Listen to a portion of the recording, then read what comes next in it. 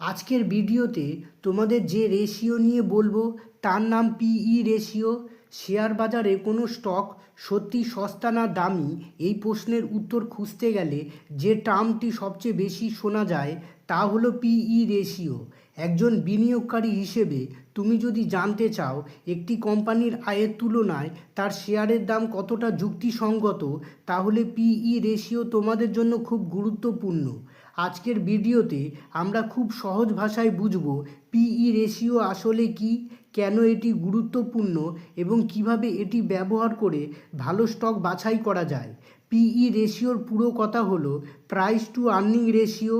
পিই রেশিওকে valuation ratio বলা হয়। ভ্যালুয়েশন হলো কোনো জিনিসের মূল্য বা আসল দাম নির্ধারণ করার প্রক্রিয়া। সহজভাবে বললে ভ্যালুয়েশন হলো একটি জিনিস কত টাকার তা বের করার পদ্ধতি। শেয়ার বাজারে ভ্যালুয়েশনের মাধ্যমে বোঝা যায় কোনো কোম্পানির শেয়ারের দাম বেশি না কম। এখানে আমরা একটি মোবাইল ফোনের উদাহরণ দিয়ে বুঝব। মনে করো তুমি একটি মোবাইল ফোন কিনবে। দোকানে গিয়ে একটি ফোন পছন্দ করলে। ফোনটির দাম হলো 18,000 টাকা। র্যাম হচ্ছে 6 GB, স্টোরেজ হচ্ছে 128 GB, ক্যামেরা ভালো মানের, ব্যাটারি 500 mAh, ব্র্যান্ড মাঝারি ধরনের, ওয়ারেন্টি 1 বছরের। এখন প্রশ্ন হলো এই ফোনের আসল ভ্যালুয়েশন কত। এবার তুমি ভ্যালুয়েশন করার সময় ভাবলে ফিচার অনুযায়ী 18,000 টাকা দামের ফোনে সাধারণত কি পাওয়া যায়। মনে করো ওই একই ফিচার অন্য কোনো ব্র্যান্ডের ফোনে 17,000 টাকায় পেয়ে গেলে তখন ওই ফোন কি সত্যি বেশি দাম দিয়ে কেনা ঠিক হবে? এবার তুমি সব দিক বিচার করে দেখলে যে ওই একই ফিচার ফোনের দাম সাধারণত 16,500 থেকে 17,000 টাকার মধ্যেই পাওয়া যায়। তাহলে ওই ফোন এর ভ্যালুয়েশন সাধারণত 16,500 থেকে 17,000 টাকার মধ্যেই হওয়া উচিত, কিন্তু বাজার দর হচ্ছে 18,000 টাকা। তখন ফোনটির দাম আমাদের কাছে বেশি বলে মনে হবে। এইভাবেই আমরা কোনো জিনিসের ভ্যালুয়েশন বার করে থাকি। পিই রেশিও কোনো কোম্পানির শেয়ার প্রাইস কম না বেশি সেটা জানতে আমাদের সুবিধে করে। পিই রেশিওর ফর্মুলা হলো শেয়ার প্রাইস ডিভাইডেড ইপিএস। এবার আমরা জানবো ইপিএস কাকে বলে। ইপিএস কথার অর্থ হলো আর্নিং পার শেয়ার। অর্থাৎ একজন ইনভেস্টারের কাছে যদি কোনো কোম্পানির একটি শেয়ার থাকে, তাহলে ওই একটা শেয়ারের পেছনে কোম্পানি কত টাকা ইনকাম করছে তাকেই ইপিএস বলা হয়। একটি উদাহরণের মাধ্যমে আরও ভালোভাবে বুঝবো।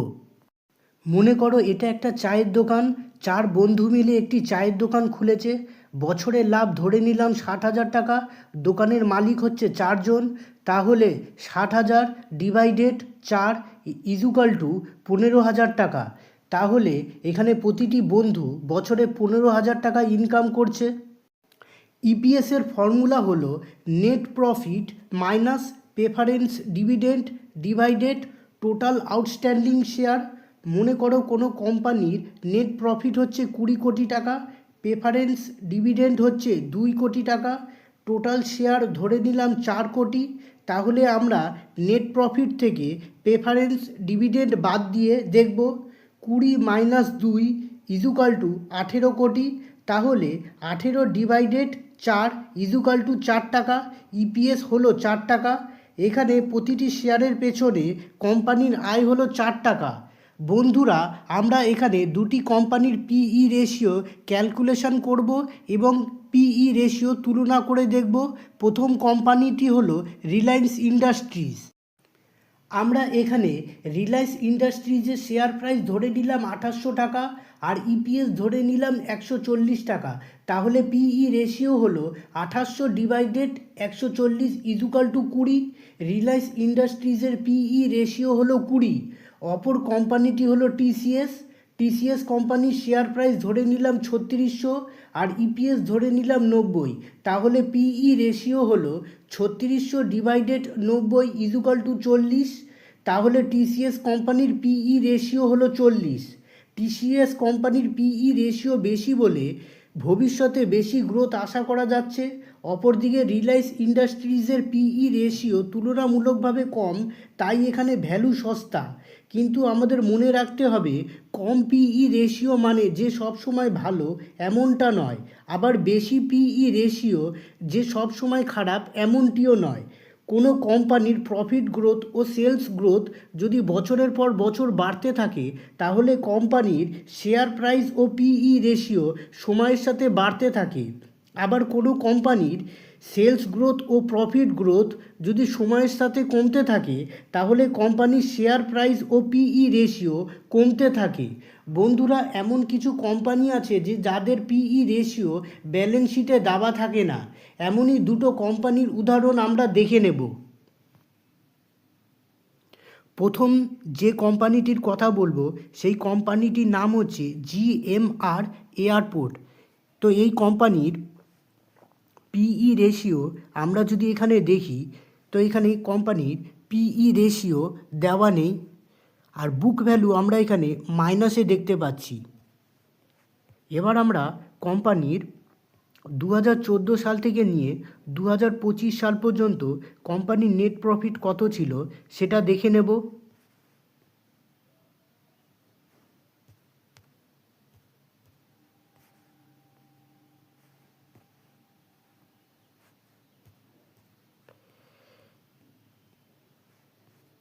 এবার আমরা কোম্পানির নেট প্রফিট কত সেটা দেখে নেব।